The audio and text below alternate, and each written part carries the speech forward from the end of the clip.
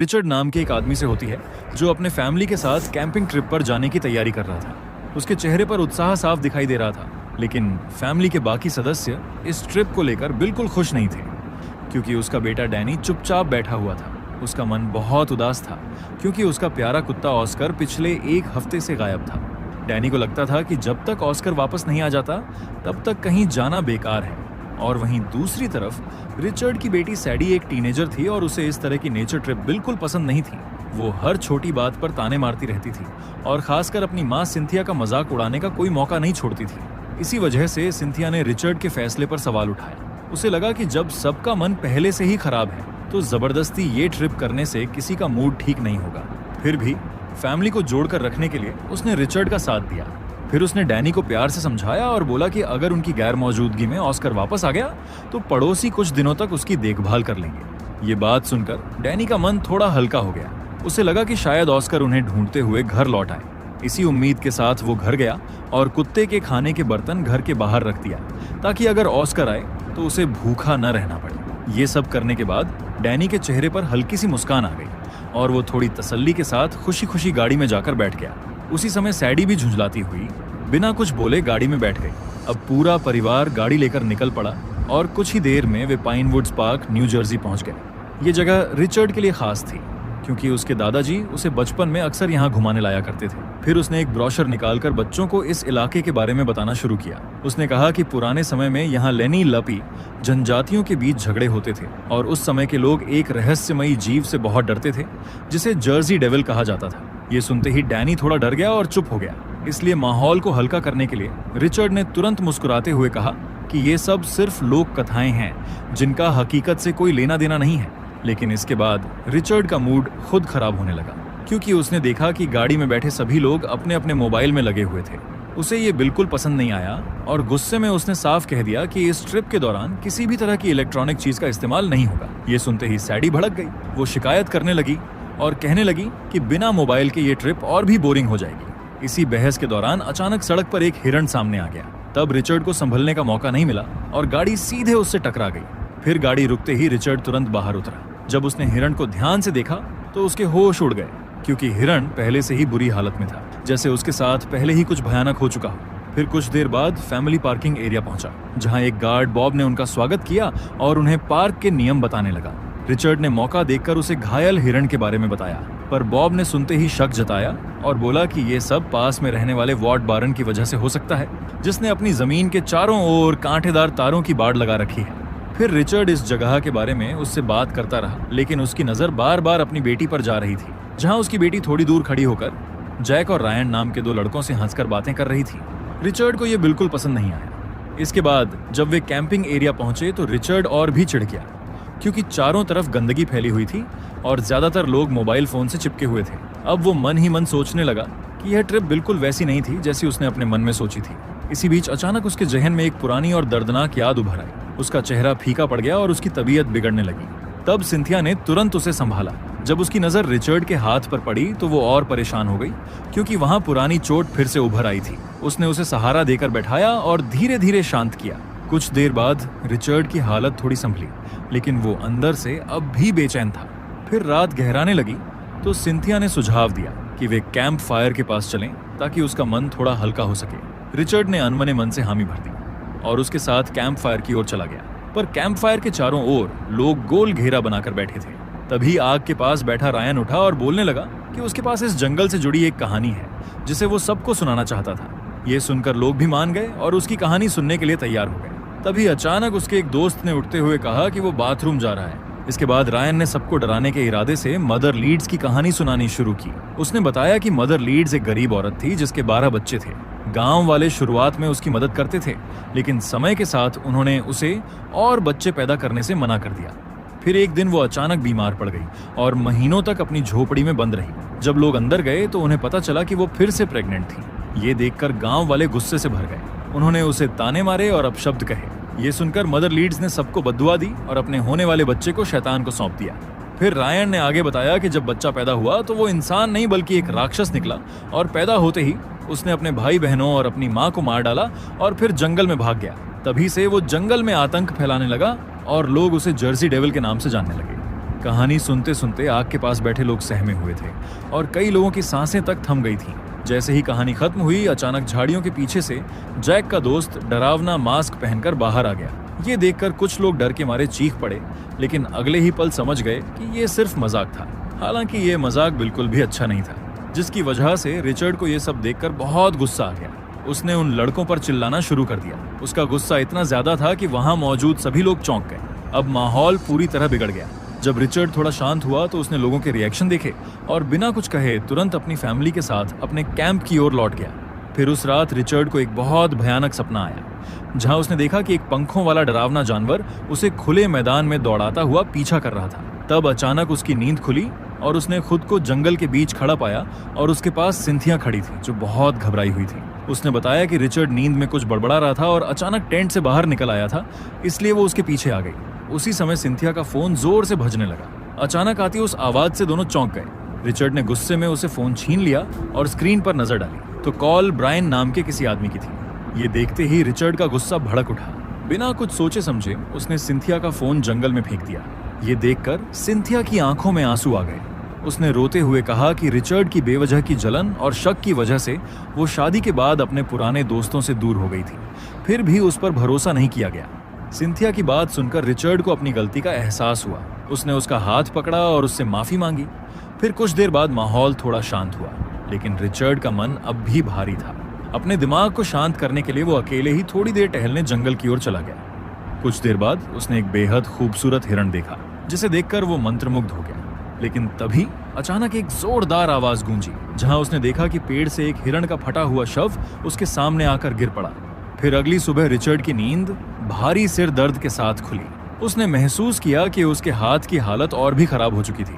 दर्द इतना तेज था कि उसने बिना ज्यादा सोचे एक साथ कई गोलियां खा लीं। दर्द तो थोड़ा कम हुआ, लेकिन उसका मन और ज्यादा बेचैन हो गया। उसी दौरान उसे पता चला कि सैडी रायन के साथ घूमने गई थी। ये सुनते ही रिचर्ड का चेहरा सख्त हो गया। उसकी चिंता और गुस्सा दोनों साफ झलकने लगे। हालात और बिगड़ गए जब ये खबर मिली कि जैक रात से गायब है और कैंपसाइट पर एक पुलिस वाला पहुंच चुका था, जो सब लोगों से पूछताछ कर रहा था। इन सब के बीच रिचर्ड ने फैसला कर लिया कि वो इस भीड़ भाड़ वाले कैंपिंग एरिया से दूर किसी शांत और सुनसान जगह पर जाएगा। इसी बीच शेरिफ विंटर्स वहां आ गया और रिचर्ड से बात करने लगा। ठीक उसी समय जब वो अपना सामान पैक कर रहा था, शेरिफ ने उससे पूछा कि क्या उसने जैक को देखा था या क्या वो कल रात जंगल की तरफ गया था, क्योंकि जैक रात से ही लापता था। ये सवाल सुनकर रिचर्ड एक पल के लिए घबरा गया, लेकिन उसने खुद को संभाल लिया।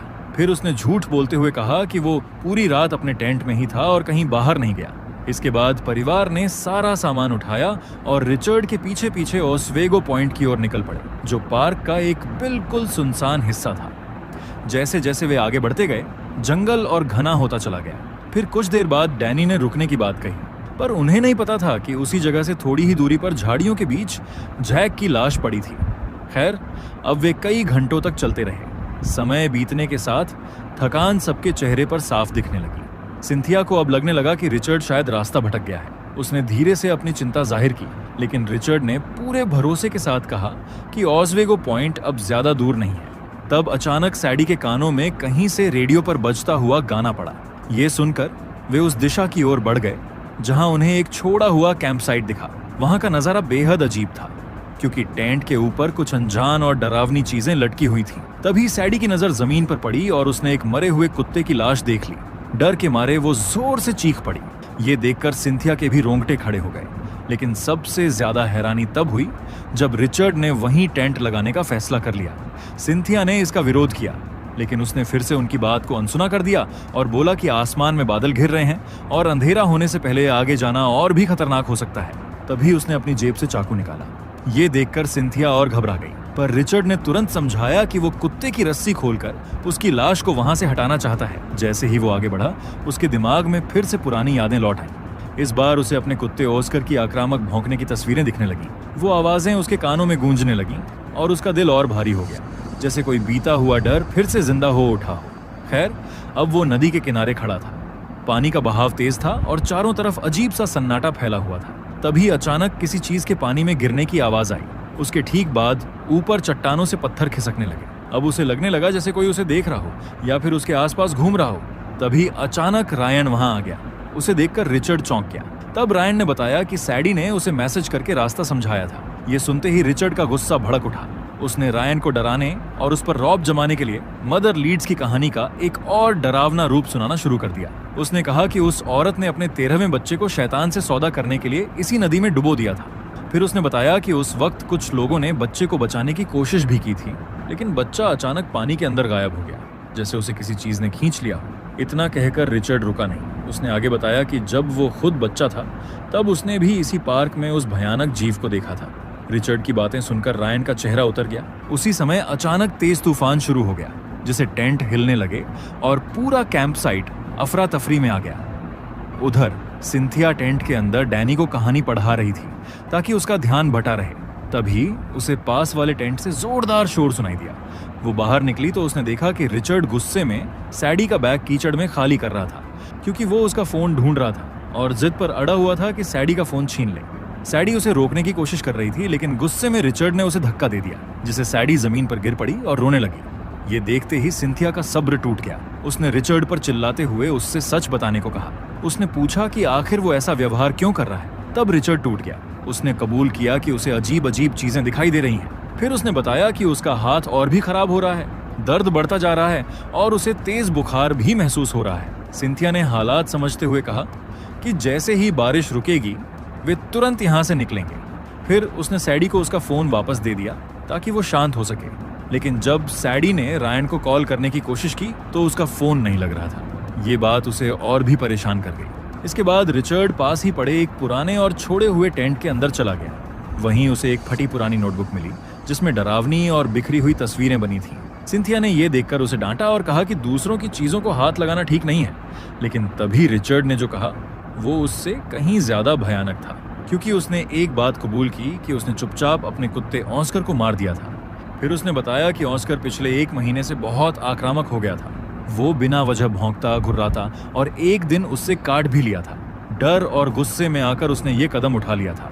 ये सुनते ही सिंथिया के पैरों तले जमीन खिसक गई। तभी उसे सब समझ में आ गया कि रिचर्ड के हाथ की चोट कुत्ते के काटने की ही थी। एक नर्स होने के नाते उसके दिमाग में तुरंत खतरे की घंटी बज गई।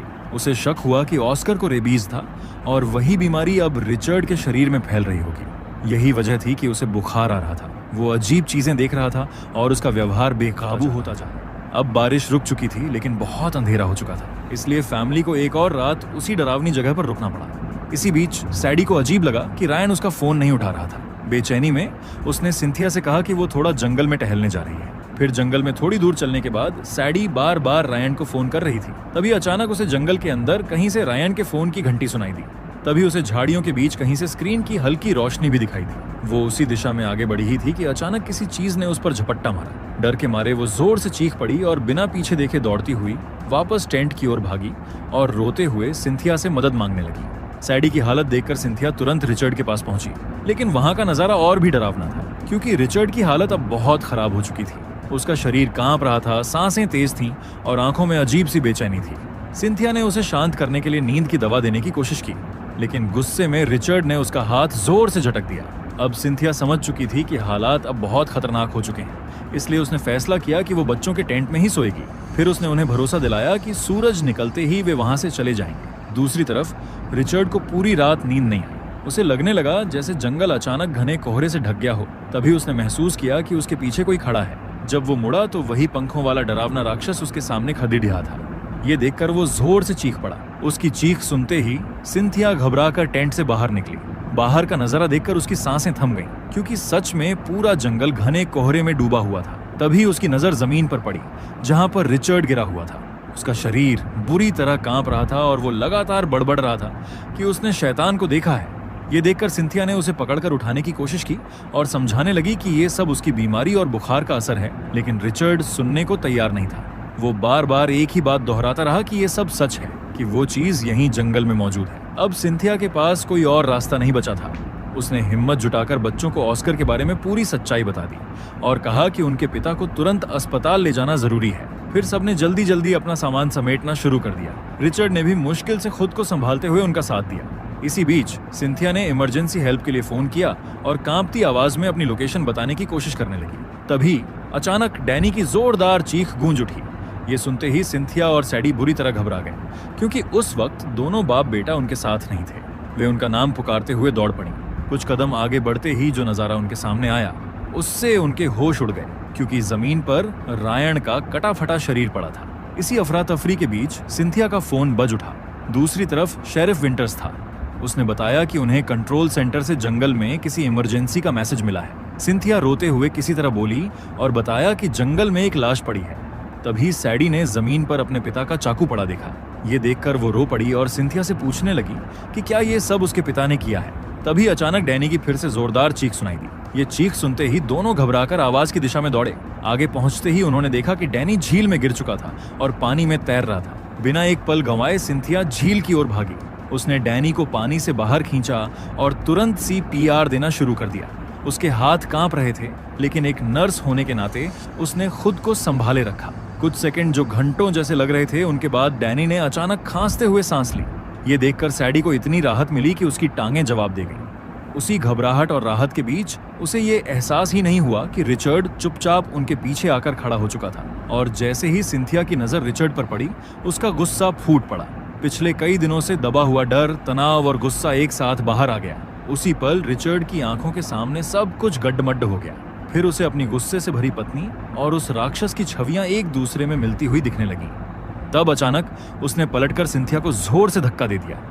वो चीखती हुई जमीन पर गिरी और उसके पैर से तेज चटकने की आवाज आई। उसी पल रिचर्ड को एहसास हुआ कि उसने क्या कर दिया है।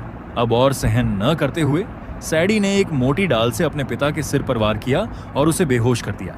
उसी समय शेरिफ विंटर सायरन बजाते हुए पार्क लौट आया और आते ही खोजी कुत्तों को छोड़ दिया। उसने बॉब से ओस्वेगो पॉइंट के बारे में पूछा और बॉब ने रास्तों की जानकारी दी। दूसरी ओर सैडी ने हालात संभाला और उसने अपने पिता को पेड़ के तने से बांध दिया। दूसरी तरफ सिंथिया दर्द से कराह रही थी, लेकिन उसने खुद को संभाला।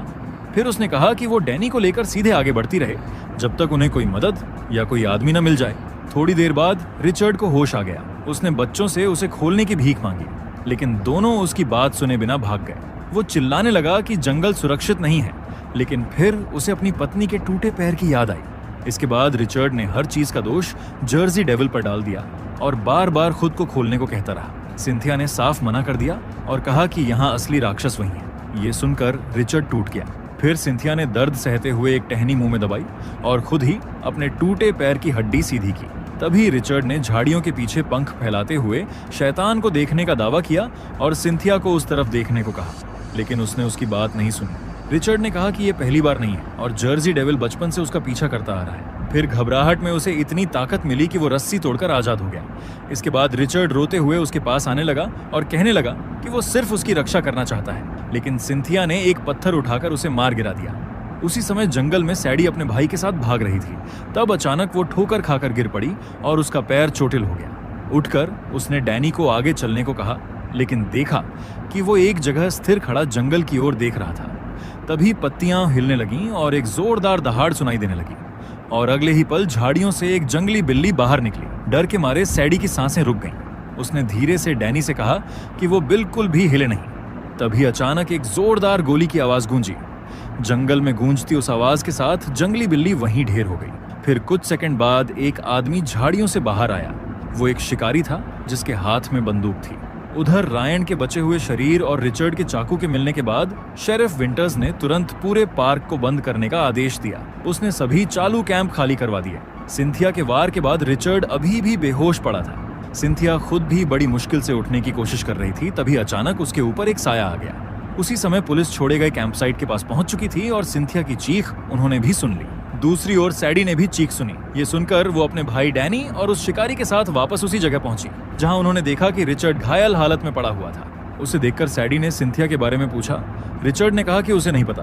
तभी सिंथिया सामने आई, जो जमीन पर रेंग रही थी और पहले से भी ज्यादा घायल थी। ये सब देखकर शिकारी समझ गया कि असली खतरा रिचर्ड ही है और उसने तुरंत बंदूक रिचर्ड की तरफ तान दी। उसी पल डैनी अपनी मां की तरफ दौड़ा। इसी एक पल की लापरवाही का फायदा रिचर्ड ने उठा लिया और उसने शिकारी पर हमला कर दिया। हाथापाई के दौरान बंदूक से गोली चल गई, जिसकी आवाज सुनकर पास आती पुलिस सतर्क हो गई। अब दोनों आपस में लड़ रहे थे। तभी फिर से वो डरावना जीव दिखाई दिया।